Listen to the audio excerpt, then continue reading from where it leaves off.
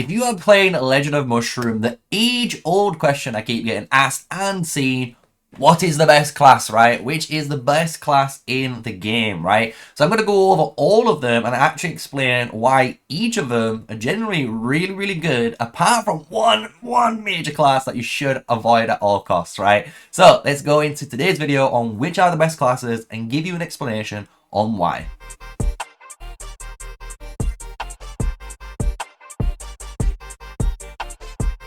Hello fellow shroomers, and yes, smash a like, comment and subscribe. There's over 90% of you watching my videos, loving them, but not subscribed. So what are you doing? Just help this fellow shroomer out, because I'm giving you all the good tips, right? And today we're going over the guide on basically classes, right? I'm going to first break down the, first pick a choice, if you want to say, the warrior, the archer, and the mage. Why each of them are good, why each of them are rated the way I'm going to rate them, and then I'm going to break down individually the different trees of them, right? And understand for you guys, if you're new or if you're an existing player, why you're going down these routes, so you've got a better understanding of your role, right?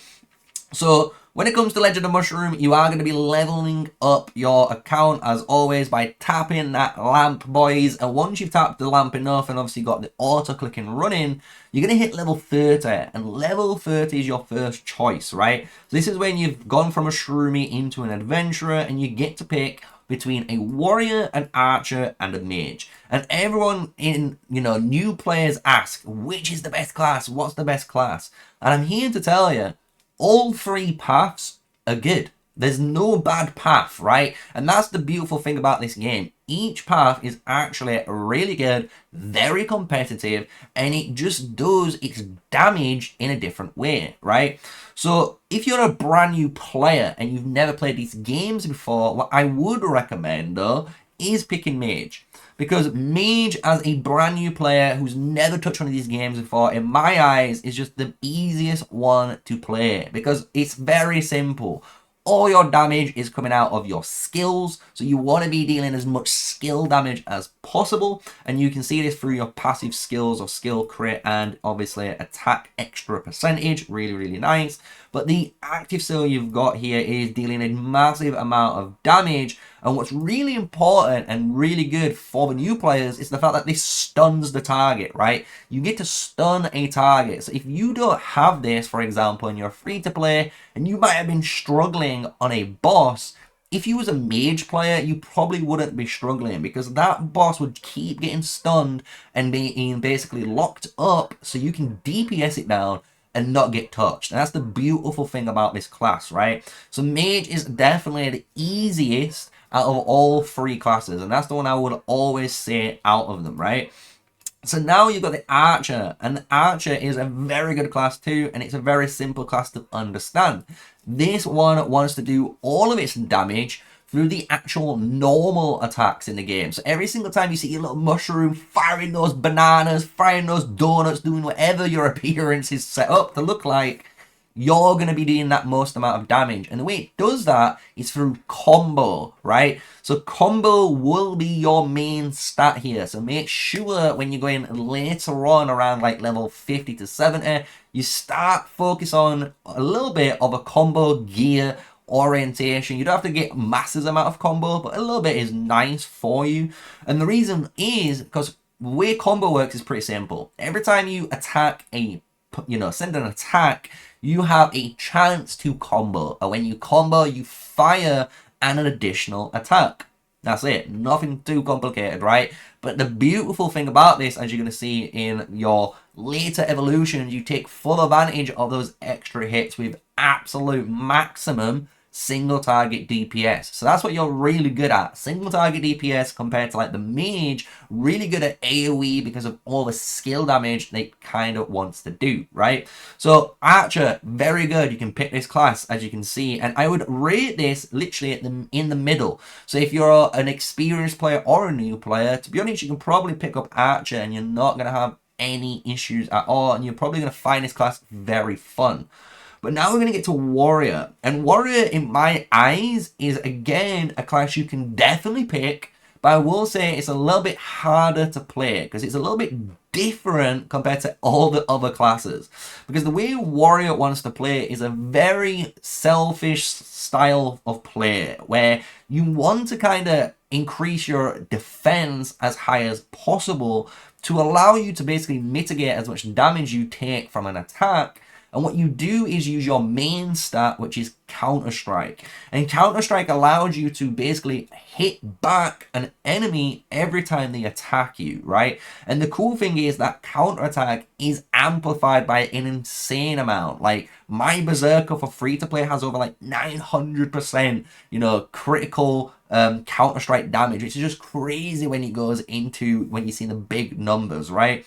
So the way this Warrior class does this is pretty simple. Again, defense, and as you can see here, you get the counter multiplier and counter percentage plus your active skill here, right? It gives you increasing your counter damage, right, dealt. So it's a very powerful ability for warriors, and this is basically showcasing, look, all three of these classes are good. So if you understood this little part of the video, hopefully you know no matter which path you pick, you're going to be good. You're going to be killing. You're going to be pushing through. You're not going to be bad at all, right? So now let's go into the actual subclasses, right? Because the subclasses is when you hit level 50. And once you pick your subclass, this is when things are going to be different. And some subclasses are definitely better than others. So, we're going to talk about the two subclasses for the mage at the bottom. And I'm not going to lie, both of them are actually very good. Again, you can pick either one of these, you're going to be fine. I'm not going to lie. Some people will tell you I'm talking trash. I am not. But if you really want the easiest experience, there is one which will give you a much easier time with things, and that is obviously the healer class, right?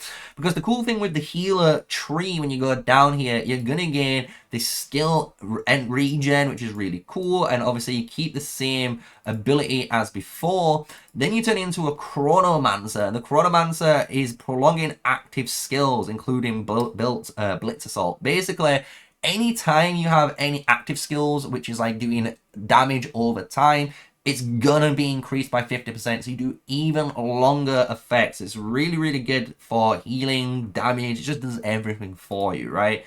But where this goes into the next next area is actually when you do hit the Holy Guide and into the Prophets, right? Because the Holy Guide, as you'll see here, every one stun will trigger and reduce cooldowns of all active skills by 0.3. So basically, anytime your class, when it's triggering its Meteor Blitz off, or maybe any of its other skills it might have attached, if you stun the target, you're going to reduce all of your cooldowns. So you're going to be basically like machine gunning off all of your active skills. It's a really cool, actually fun way of playing this game, right? And when you hit Prophet, this is where I think a lot of people really like the class. Because when you get this new ability, you'll notice your active is changed. Everything else is the same here.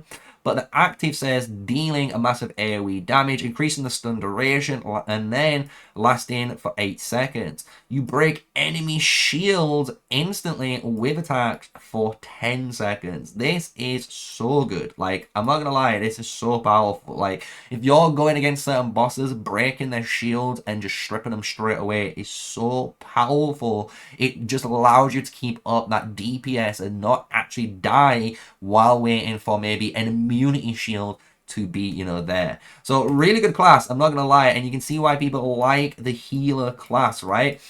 But when you go down to Spellcaster, you'll see Spellcaster is just arguably just as good, right? It's all about damage though, right? So if you don't really want to play safe and you actually want to hit those big juicy numbers like myself, Spellcaster is probably the class that you're going to pick out of the two, because you're going to get skill crit damage by 50% here. When you enter the Storm Priest, you're going to gain active skills, deal 80% extra damage to targets below 50%. So basically, as soon as you get in below that 50% threshold, you're going to be dealing 80% more damage on all of your skills, which is beautiful for closing down, obviously, targets. And it allows you to obviously speed run through a lot of the stuff. But now we get into the bishops and the dark lords, right? And the bishop and dark lords is so good, right? So the bishop here, when we look at the bishop, as you can see, we're gonna go into the first skill, which is the next basic attack, deals an additional 100 damage after using its active skill. And when you get that up change into the active skill, when you awaken right into a Dark Lord, it's just as powerful. If it wants to let me click it today, there we go. The range by you deal a massive amount of AoE, you increase obviously the stun duration, which is great, but then, which is more just I love, you additionally boost your skill crit by 50%, right, for 10 seconds. So if you really want to see those big damage numbers and you really want to kill something, I'm telling you, this is your class for you, right? If you want to check on the other side, the Holy Guide here, you'll see she does have basically all of the same. If you're looking on the female prophet, she also has the same, right? So if you're wondering if there's a difference between them, there's not. It just looks like the cosmetics of those two classes, right? So that is all of the mages. So you can see here now, if you've watched this section about the mages and you've wondered, okay, I'm definitely picking mage, which one's good? They're both good. They're honestly both good. So you're going to enjoy which one you pick, and you're not really going to have any problems, especially leveling from level 1 all the way to 100 and going into 120 to that final awakening stage. So let's go into the next class, which is going to be obviously the Archer boys. So Archer is a very cool class, and both, again, trees are really good. I'm not gonna lie, both are really powerful. I've seen some insane sharpshooters and, you know, sniper classes, and I've seen some insane crossbow classes while I've been playing and checking out new servers, right? But one class, in my opinion, does reign supreme, and that is the crossbow, because the crossbow, when you pick it, is just absurd the later game you get. And that is the kind of thing when you pick Archer, right? Archer, and especially crossbow, the later the game gets, the more powerful you become. Like, your damage just starts to become basically unmatched in like PvE, you know, DPS style events. When it comes to PvP, you're really good too. You're not bad at all, but you will get obviously potentially outclassed by the warriors, as we kind of discussed, right? So when we're going into this crossbow now, let's go into the skills. You'll see why the crossbow is so good with this class, especially when you pick it from an archer's perspective, because we already know we always want to increase our combo damage, and we all are about attack speed and combo, right? It's kind of our bread and butter. So when you look at your crossbowman, you're going to get combo damage plus 140%. It's a no-brainer here, right? Why we are picking this class. And then this is when we start to get, honestly, a little bit silly. So once you hit level 70, your class starts to actually perform very, very good. And that is because when you get your combos, during your combos, you'll be shooting, as you can see, an additional 2 bullets. So every time you go 1, instead of going 2, you're technically going 1 and 4. So you're firing basically 4 attacks every go if you're hitting those combo triggers on, you know, consecutive. So this is crazy. The amount of damage output you are doing is silly, especially as you know, we're getting that massive combo damage amplifier, right, already. So this is why we're picking the crossbowman. And then, to finish this off, if you really want justification why you go this, it's when you become the Arrow God. And I'm not lying when it says Arrow God, it means it. Because at level 100, you get the ability of firing 2 bullets, should I say, during basic attacks. So, as you can imagine now, my basic attack fires 3 basic attacks, and those can all combo off, and if they all combo off, that's enough amount of additional bullets, right? So you can see, single target damage is silly, right? Let's just admit it, right? Single target damage-wise, you are pumping out an absurd amount because of the just sheer amount of normal attacks you're dealing. And to put this all into perspective, when you do become the Plume Monarch, if you choose to awaken and go into this class, your combo damage here in the Sun Pursuit, as you can see, is going to be increased, but then you're going to ignore the enemy invasion, and that is so powerful, boys. There's a lot of bosses that have evasion. There's a lot of even players that run evasion, and the fact that you can actually ignore that allows you to maintain and keep that consistent DPS burst for your crossbowman. So it's a really good active skill that you get upgraded to, right? And you can see you still keep these other two skills exactly the same, right? So that is the crossbowman. That's what they're all about. So I definitely would pick those. But if you are curious about the sniper is all about basically critical damage overload, basically. So if you look at our first ability, when you pick the longbowman, you're going to get that crit damage bonus of 70%, which is actually really nice.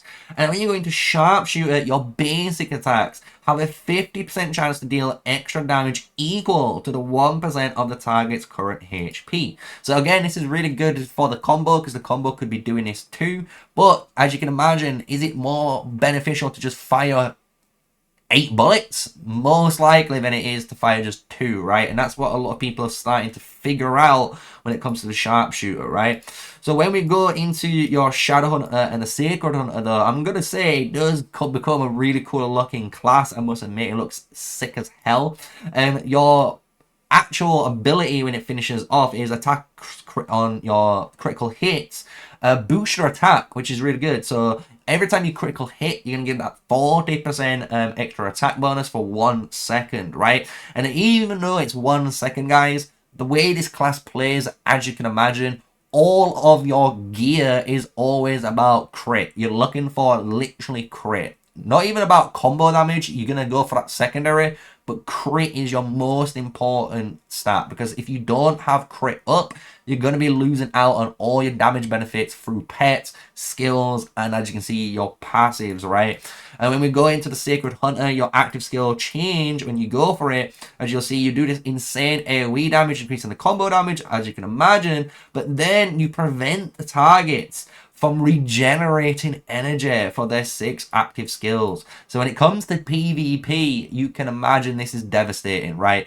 4 seconds for anyone not regenerating skills is massive, because it means that they're not going to get off their shields, regens, or potentially even attack speed slows on you when you're fighting them. So you can see why people do like it. It's a really cool class. It's definitely unique and it's different, right? It's all about dealing the big critical hits, big bangs as often as possible, compared to the Arrow God and the Crossbowman. That's all about just comboing off and firing as many normal attacks as possible. So I hope that makes sense. Both classes are good. Hopefully I've made it a justification for it. But if you want my opinion, I'd honestly pick Wind Crossbower, and you're gonna be cooking straight out. So the final subclass we need to talk about is obviously for the warriors. We've got Swordsman and Axe Warrior. And this one, compared to the other two, is going to be a little bit more sadder to talk about. And I'm going to go, honestly, straight into Swordsman. Because what we're going to say is, if you are considering picking Swordsman, please just don't.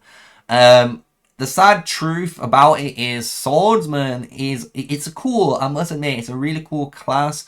And I wish I could, give it more of a higher rating in my books, but I just don't. I just think it's just the worst class out of every class in the game. And the reason why is just because you are literally the full definition of a full tank. You just have so much defensive capabilities that you really don't deal too much damage. And you'll notice even the warrior, like the Axe Warrior and any of the other classes, can just basically DPS that, right? If you're not dealing enough damage, it doesn't matter how tanky you are, you're gonna, not kill them. It's simple as that. So the reason why we're going to show this, though, this is the Swordsman's passives. I'll go through them really quickly because I don't want you guys to get any ideas. But you get damage resistance. You do get a nice little shield that absorbs a certain amount of your HP.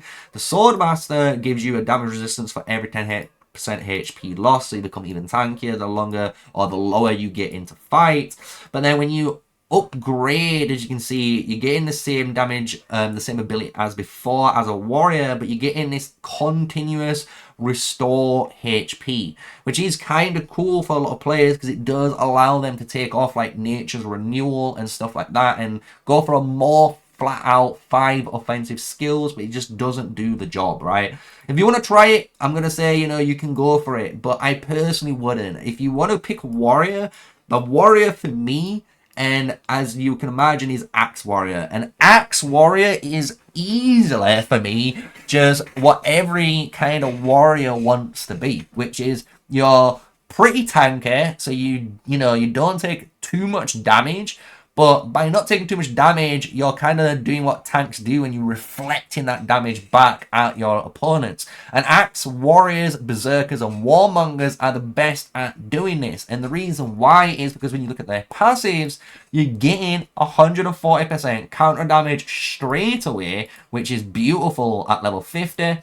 Then at level 70, when you become the Berserker of this class now, you reflect 80% of basic attacks damage when hit. So you can see, even when you're getting hit from some players, you're going to be dealing a little bit of that shrapnel damage back to them if they don't dodge it. So it's a really powerful, again, effect that you have. But then we go into the Warmonger and the Warbringer. This is when you turn up, boys. This is when you legit turn up and you become a PvP monster. And I mean that, because when you become a Warmonger, what happens is you get the level 100 ability for when every time you're losing HP, you gain more attack. So when you get to certain fights, and I've seen them in replays, and both players around a 3rd HP, and you proc your Shroom Shield and Nature's Renewal, bro, they might just get melted because you're just out sustaining them at such a low HP. The amount of attack bonus you get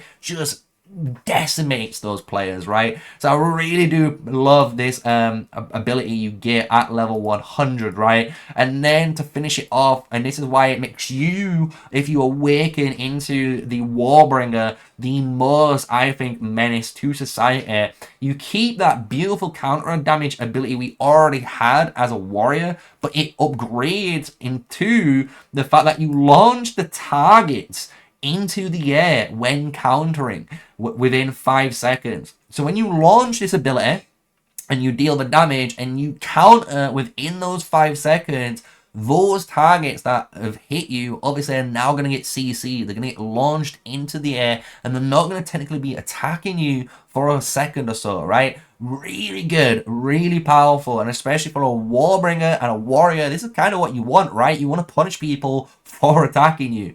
So hopefully that gives you now a little bit more perspective on the Warrior class and all of the subclasses now in the game, because we have finally gone through it. And I know this is a little bit more of a longer video compared to normal. I've tried to keep it a little bit shorter, but there is a lot to talk about, and I do want to try and give you the top tier information. So when you join Legends of Mushrooms like me, and a lot of my friends have, because it's been such a fun game, you know what to do, right? So as a quick little summary for you guys, every class here is good if you want to pick it, Warrior, Archer, or Mage. It doesn't matter. But when you go into the subclasses, when it comes to mages, to be fair, you can go either or. You're going to be good. If you want an easier time, just pick healer.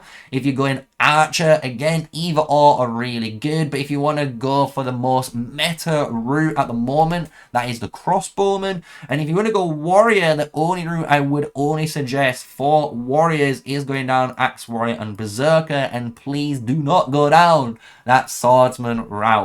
And with all of that, that is all the classes in the game. You can see I have made a brand new character. This is my main character now on the game of Legends of Mushroom. And as you can see, I am a crossbowman myself, right? And this is day 2 of the game. We're playing very hardcore on health 3 now, and I'm hopefully going to start pushing through once we go through these lamps later on. So I hope you guys enjoyed today's video. You know what to do. Smash a like, comment, subscribe if you thought this was educational. Share the video about to all of your friends. Hopefully the community tags on, and hopefully we get popular and join that amazing content creator program on the Legends of Mushroom Discord. So with all of that said, stay safe, stay sneaky, and I'll catch you guys in the next video.